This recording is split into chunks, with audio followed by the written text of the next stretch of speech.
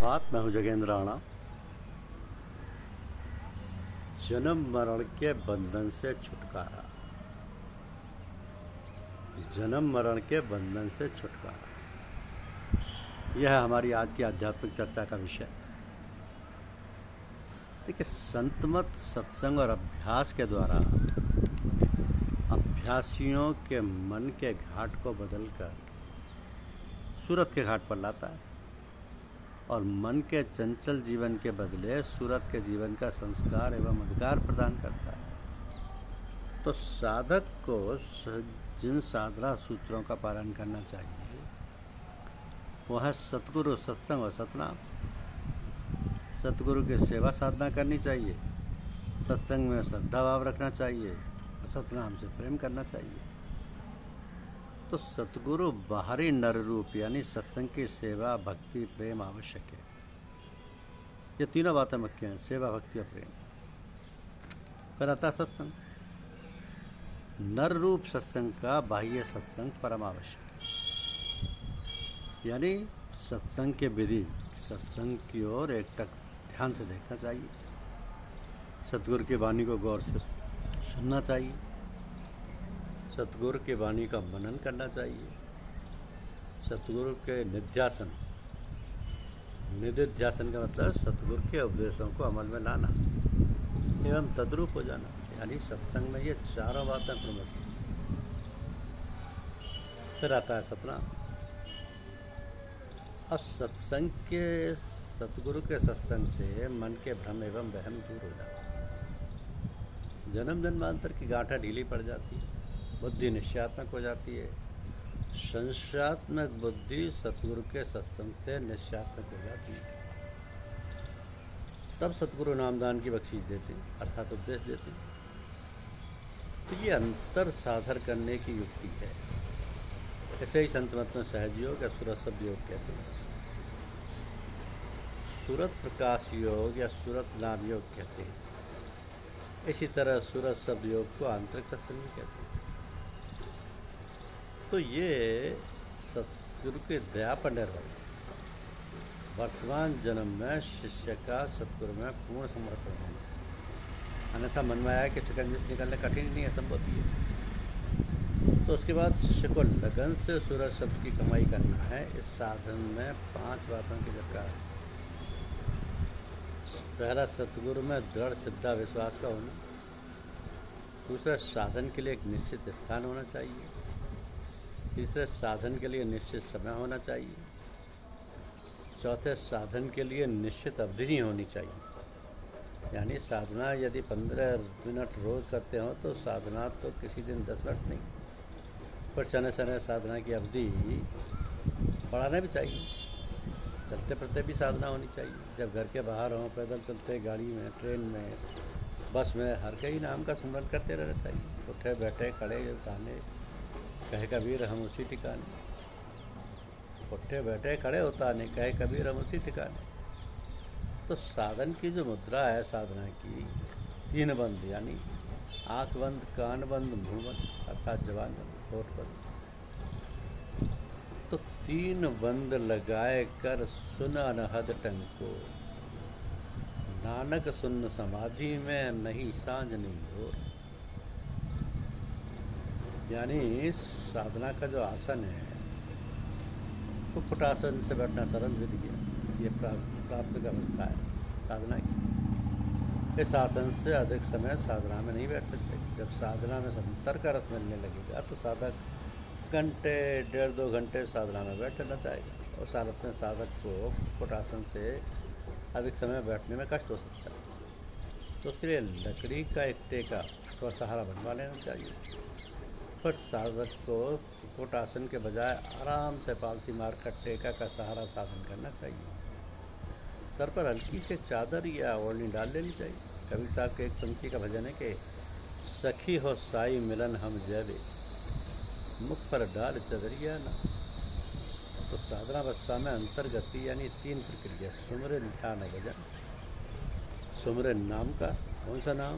जो नाम सतगुरु से नामदान के रूप में प्राप्त, उसी को सुमरन। पहले मनसा करना चाहिए, बाद में सतगुरु की दया, और अपनी लगन से ये सुमरन श्वासों श्वास होने लगता है।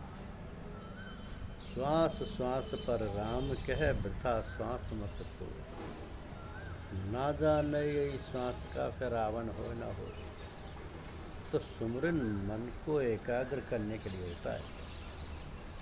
ध्यान सतगुरु और स्वरूप का होना चाहिए। अभ्यास सद जाने पर यह गुरु मूर्ति बाद में शब्द एवं प्रकाश में परिवर्तित हो जाती है। तो संत मत में अंतर्ध्वनि सुनने को भजन कहते हैं। सुषुम्ना नाड़ी के अंतर्ध्वनि एवं प्रकाश की गति से होती है। इस अंतर शब्द को सूरत बन सुनती है और सूरत के शब्द को सुनने को भजन कहते हैं। तो अंतर्ध्वनि मनुष्य के ब्रह्मांड शरीर में भी है और पार ब्रह्मांड शरीर में भी है। ब्रह्मांड शरीर के शब्द साधन से शांति तो मिलती है, पर जन्म मरण के चक्र से छुटकारा नहीं मिलता। तो जन्म मरण के कठिन चक्र से तब छुटकारा मिलता है जब सूरत अपने ब्रह्मांड शरीर के सुषुम्ना नाड़ी के अंतर सतलोक अथवा 14 पद के अंतर ध्वनि को सुनती है। ये गति संतमत की दया से ही प्राप्त होती है।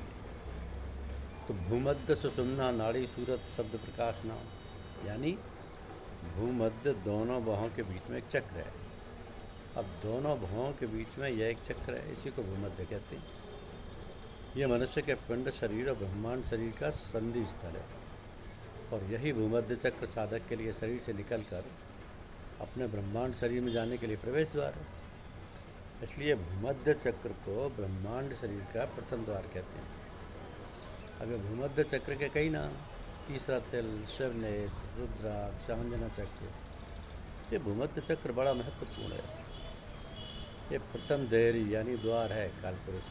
कालपुरुष ने इस द्वार को सील कर रखा है ताकि इसके भीतर कोई प्रवेश ना कर सके। तो बड़ी कड़ी पहरेदारी है यहाँ कालपुरुष की। यहाँ के पहरेदार ऐसे हैं कि कोई लग नहीं सकता। यहाँ तो ज़बरदस्त ताला लगा हुआ है, उसकी कुंजी भी विचित्र है और ताले को खोलने की युक्ति संत सतगुरु ही बता सकते हैं और कोई नहीं। इसीलिए वाणी है कि सतगुरु खोजो रे भाई जगत में, दुर्लभ रतन यही, दुर्लभ रतन यही। इसलिए कहा जाता है ताकि साधक को यह बोध हो जाए कि वास्तव में मन को एकाग्र करने से बढ़कर और कोई मुश्किल काम नहीं। अच्छे अच्छे धर्म ग्रंथ कंठ हो जाते हैं लेकिन मन पर काबू नहीं चलता।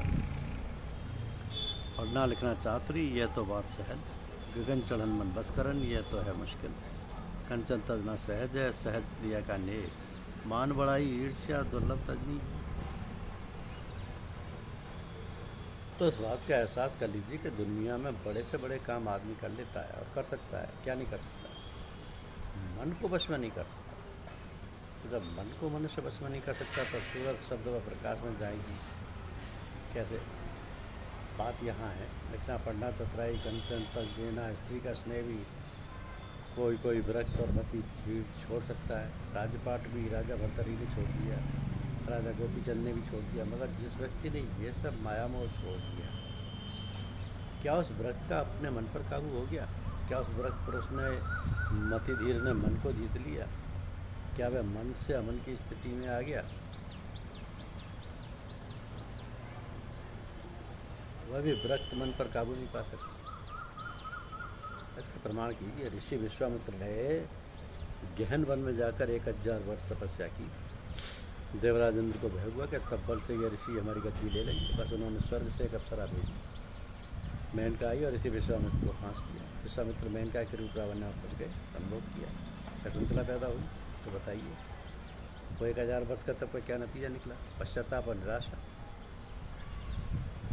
तो संतों ने बड़ा दया करके इस मन को एकाग्र करने के लिए सहज विधि बताई। ध्यान देकर समझा जाए। मन के बैठक भूमध्य से दोनों आँखों के पीछे है। आँखें चढ़ी रहेंगी, पलकें गिरी रहेंगी। यदि साधक ने पुतलियों को शिवनेत्र में जमा लिया तो दोनों पुतलियों को साथ कर भूमध्य में केंद्रित कर लिया तो मानो सतगुरु की दया दृष्टि हो गई। जरा गफलत हुई और पुतलियाँ ऊपर शिवनेत्र से नीचे की ओर आई तो मन अपनी 1000 कलाबाजियाँ शुरू कर देगा। फिर ना सुमरन बनेगा ना ध्यान, भजन तो दूर किनार रहा। तो सबसे पहला मोर्चा आंखों की दोनों पुतलियों को ऊपर चढ़ाना, भूमध्य में स्थापित करना है।